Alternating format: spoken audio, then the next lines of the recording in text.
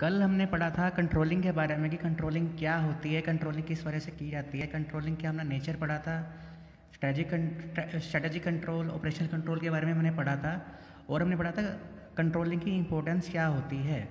तो आज हम पढ़ेंगे कंट्रोलिंग प्रोसेस के बारे में। और कंट्रोलिंग प्रोसेस जो है एक लास्ट टॉपिक है इस चैप्टर का, इसी के साथ में कंट्रोलिंग चैप्टर आपका पूरा भी हो जाएगा आपका। कंट्रोलिंग प्रोसेस काफ़ी एक इंपॉर्टेंट टॉपिक है आपका, जो आपको बहुत ध्यान से समझना भी है क्योंकि ये पेपर में ज़रूर आता है। जैसे आपको पता है कि कंट्रोलिंग में से क्वेश्चन पेपर में कुछ ना कुछ क्वेश्चन ज़रूर आएगा और आपको ये समझ में आ चुका होगा मेरी कहने की बात से कि ये लास्ट टॉपिक है और कल फर्स्ट टॉपिक था, तो बहुत छोटा चैप्टर है, तो ये इंपॉर्टेंट टॉपिक है, तो ध्यान से सुनना और समझना बहुत ज़रूरी है। 6 ही स्टेप्स हैं कंट्रोलिंग प्रोसेस में। कंट्रोलिंग प्रोसेस जैसे आपको पता ही है कि कंटिन्यूस प्रोसेस है, तो कि 6 के 6 फंक्शंस आपको समझने बहुत ज़रूरी, 6 के 6 स्टेप्स आपको समझने बहुत ज़रूरी हैं। तो हम स्टार्ट करते हैं। पहला स्टेप है कंट्रोलिंग प्रोसेस का, जिसका नाम है कि step setting up of standards. अब स्टैंडर्ड्स का यहाँ पे मतलब क्या होता है कि जो हम टारगेट सेट करते हैं, जिनके अगेंस्ट में एक्चुअल परफॉर्मेंस हम मेज़र करते हैं कि जो एक्चुअल परफॉर्मेंस है वो कम हुई है, ज़्यादा हुई है, इक्वल रही है, वो हम किस बेसिस पे हम कर सकते हैं कि हम एक स्टैंडर्ड फिक्स कर देंगे, कि एक टारगेट फिक्स कर देंगे कि भाई इससे रिलेशन में ही आपको काम करना है। फॉर एग्जांपल कि हमने स्टैंडर्ड फिक्स कर दिया 1000 यूनिट्स का, तो वो तरह से टारगेट है कि भाई आपको ये अचीव करना ही करना है, तो उसके बाद ही हम एक्चुअल परफॉर्मेंस को मेज़र कर सकते हैं कि भाई एफिशिएंट था, इनएफिशिएंट था। तो जो स्टैंडर्ड्स है जो हम सेट करेंगे वो अचीवेबल होने चाहिए। अगर हाई लिमिट या वेरी हाई लिमिट के नहीं होने चाहिए जो अचीव ही ना किए जा सके, वो उनका कोई यूज़ नहीं होगा। अगर मैं सोचूँ कि एक टारगेट सेट करता हूँ कि मैं 1 मिनट में 500 मीटर कवर कर सकता हूँ, अगर फॉर एग्जाम्पल, वैसे मैं कोई नहीं कर पाएगा शायद से, अगर कोई कर भी सकता है तो अगर मतलब मैं 1 मिनट बोलता हूँ कि 1 किलोमीटर कवर करना है, तो वो हाई स्टैंडर्ड ज़रूर होगा, लेकिन वो पॉसिबल नहीं होगा, तो उसका कोई यूज़ नहीं है, वो बल्कि बेवकूफ़ी ज़्यादा कहलाएगी। तो उस केस में आपको कहा गया कि जो स्टैंडर्ड्स आप रखेंगे वो अचीवेबल भी होने चाहिए, मेजरेबल भी होने चाहिए। Standards must be set up in numerical and measurable terms, मतलब कि स्टैंडर्ड्स ऐसे होने चाहिए कि उन्हें न्यूमेरिकल टर्म्स में मेज़र किया जा सके। फिर है कुछ स्टैंडर्ड्स ऐसे होते हैं कि जो हम क्वांटिफाइबल टर्म्स में मेज़र नहीं कर सकते, जैसे कि क्वालिटेटिव स्टैंडर्ड्स भी होते हैं, जैसे क्वालिटी स्टैंडर्ड्स की क्वालिटी अच्छी होनी चाहिए, मैनेजरियल वर्क कितना अच्छा था, कितना बुरा था या कैसा था, वो हमें पता लग सकता है सिर्फ क्वालिटेटिव स्टैंडर्ड रखने से। लेकिन क्वालिटेटिव स्टैंडर्ड जो है उनके साथ एक टाइम लिमिट हम ऐड कर लेते हैं, टाइम लिमिट स्पेसिफाई कर लेते हैं कि जिससे कि हमें उस चीज़ को मेज़र कर सकते हैं, अचीव कर सकते हैं एक लिमिटेड पीरियड ऑफ टाइम में, शॉर्ट टर्म टाइम्स में। नॉर्मली जो स्टैंडर्ड्स रखे रहते हैं वो शॉर्ट टर्म स्टैंडर्ड्स होते हैं। अगर कोई लॉन्ग टर्म स्टैंडर्ड हम रखते हैं, लॉन्ग टर्म टारगेट हम रखते हैं, तो उसको हम कन्वर्ट कर लेते हैं, डिवाइड कर लेते हैं छोटे छोटे टारगेट्स में। जैसे एग्जांपल है कि एग्जांपल से मैंने लिखा भी हुआ है, बुक में भी आपके दिया हुआ है कि अगर 1 साल की स्टैंडर्ड सेल जो है वो 12 लाख रुपए की है, तो 1 महीने की स्टैंडर्ड सेल रहेगी 1 लाख रुपए की, जिससे हमने 12 लाख को एक एक छोटे छोटे टुकड़ों में एक एक महीने में बांट दिया है, जिससे कि हम उसे टाइम टू टाइम चेक कर सकें और उसमें चेंजेस किए जा सकें बिजनेस एनवायरनमेंट के अकॉर्डिंग, अगर उसमें चेंज कोई होता है तो पहला पॉइंट था कि हम स्टैंडर्ड फिक्स कर लेते हैं क्वांटिटेटिव एंड क्वालिटेटिव टर्म्स में, जो कि न्यूमेरिकल या मेजरेबल टर्म्स में होने चाहिए, अचीवेबल होने चाहिए, और इनके बेसिस पे ही एक्चुअल परफॉर्मेंस को मेजर कर सकते हैं।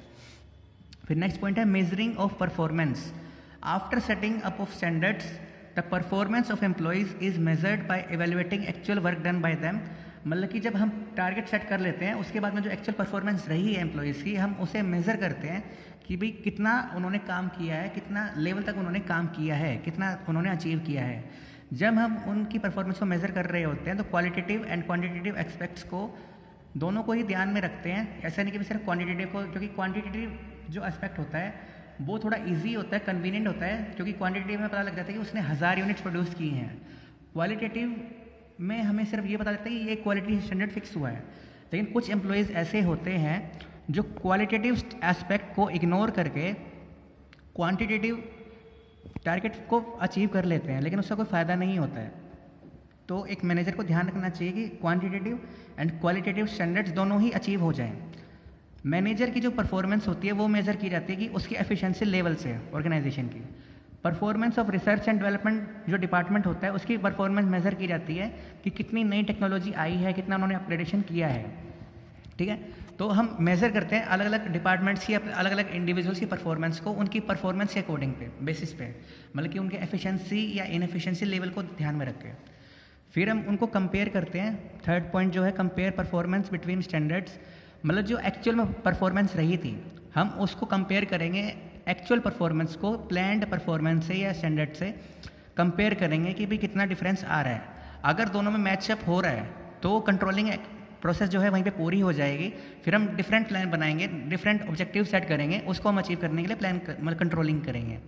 अगर दोनों के बीच में कोई मिसमैच हो जाता है, कोई नेगेटिव या पॉजिटिव डेविएशन आ जाती है, तो उसके बाद हम रीज़न ढूंढेंगे कि डेविएशन कितनी ज़्यादा आई है, हम उसे ठीक करने के लिए क्या क्या कर सकते हैं। अब डेविएशन भी दो तरह की होती है, positive deviation, negative deviation. Negative deviation के टाइम पे हमें रीज़न ढूंढने होते हैं और उसके बाद हमें ये देखना होता है कि अगर वो डेविएशन माइनर है, मतलब कि इतना ज़्यादा ध्यान देने की उस पर ज़रूरत नहीं है, तो हम उस पर ध्यान नहीं देंगे, इग्नोर कर देंगे। अगर कोई डेविएशन इतनी मेजर है कि उसकी वजह से काफ़ी कुछ बदल सकता है, तो उस पर टाइमली एक्शन लेने की बहुत ज़रूरत होती है।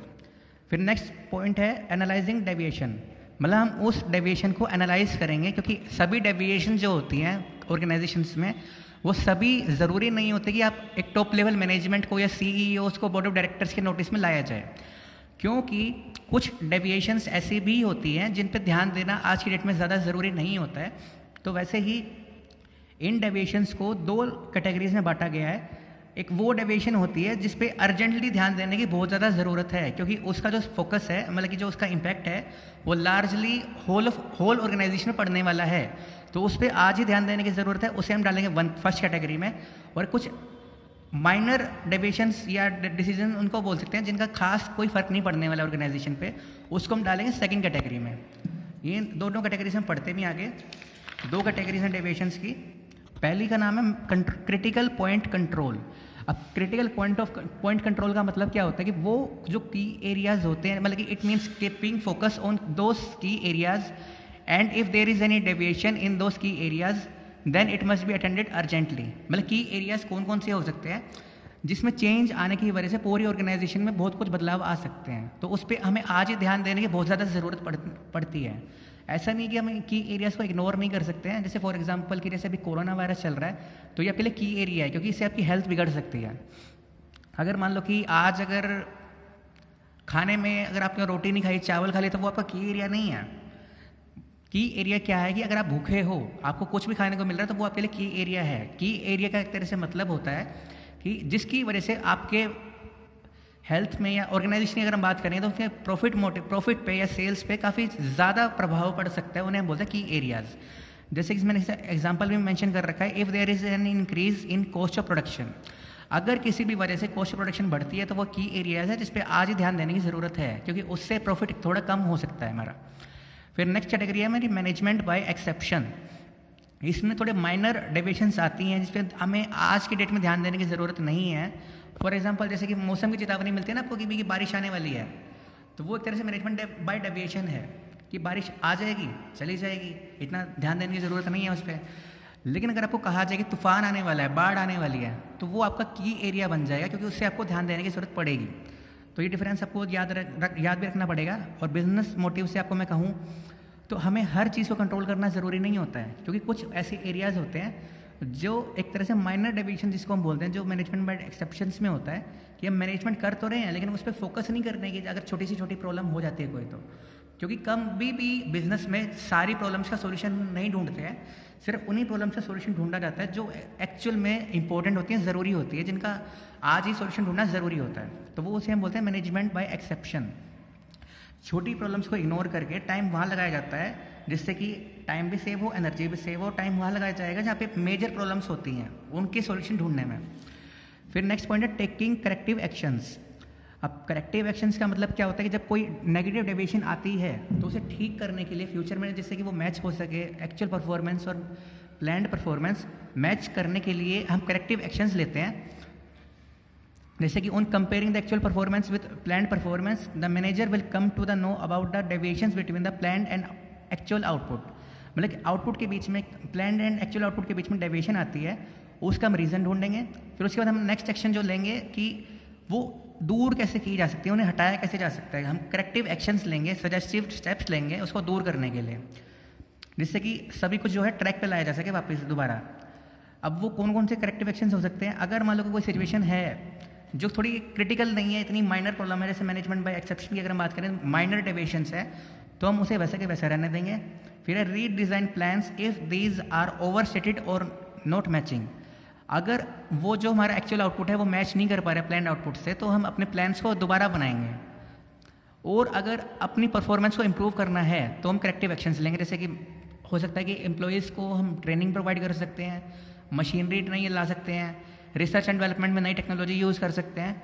तो ये पॉइंट्स है टेकिंग करेक्टिव एक्शंस के। अगर हम प्लान के अकॉर्डिंग काम नहीं कर पा रहे हैं तो हमें उसमें बदलाव की ज़रूरत होती है। फिर इसका लास्ट पॉइंट है कंट्रोलिंग प्रोसेस का, फीडबैक इन कंट्रोलिंग। फीडबैक हर जगह ज़रूरी होता है। फीडबैक मैंने आपको कम्युनिकेशन प्रोसेस में भी बताया था। फीडबैक का यहाँ पे मतलब क्या होता है कि controlling function does not and by taking corrective actions. मतलब कि क्योंकि करेक्टिव एक्शंस हमने ले तो लिए, लेकिन उसके बाद भी वो काम हुआ है कि नहीं हुआ वो हमें चेक करना पड़ेगा। तो जैसे हमें कहा ही गया है कि हमें पता ही भी है कि controlling function is a continuous process, continuous function. तो ये शो करता है कि ये जो है एक स्टेप पे ख़त्म नहीं होता है, ये मुझे चलता रहेगा। तो after suggesting corrective measures feedback report एक बनाई जाएगी। फीडबैक रिपोर्ट में क्या लिखा जाएगा कि उसके रीजंस क्या क्या हो सकते हैं, पॉसिबल रीजंस क्या क्या हो सकते हैं, और उनका पॉसिबल सॉल्यूशंस क्या क्या हो सकते हैं। मान लो जैसे मशीनरी ख़राब हो रही है, कोई एम्प्लॉय जो है डिसऑनेस्ट है, इनएफिशिएंट है, या कोई प्लान में ही कमी है, तो उसके रीजंस क्या क्या हो सकते हैं, उसकी फीडबैक रिपोर्ट बनेगी। फिर उसको दूर किए जाने के लिए, मतलब कि फीडबैक एक तरह से प्रोवाइड क्या करता है, जैसे मान लो कि 1 साल के लिए हमने 12 लाख के सेल्स का टारगेट सेट हमने कर दिया, वो अचीव हमारा नहीं हो पाया। तो जो जो उसमें हमारी गलतियाँ रही हैं, जो भी रीजंस रहे हैं हमारी गलतियों के, वो नोट कर लिए जाएंगे। और जब हम नेक्स्ट ईयर का प्लान रखेंगे, नेक्स्ट ईयर के लिए हम प्लान करेंगे, तो वो उसके लिए नेक्स्ट ईयर का स्टैंडर्ड फिक्स हो जाएगा उसकी हेल्प से। मतलब कि एक तरह से इसमें आपको शो हो रहा है कि बैकवर्ड लुकिंग भी है, फॉरवर्ड लुकिंग भी है।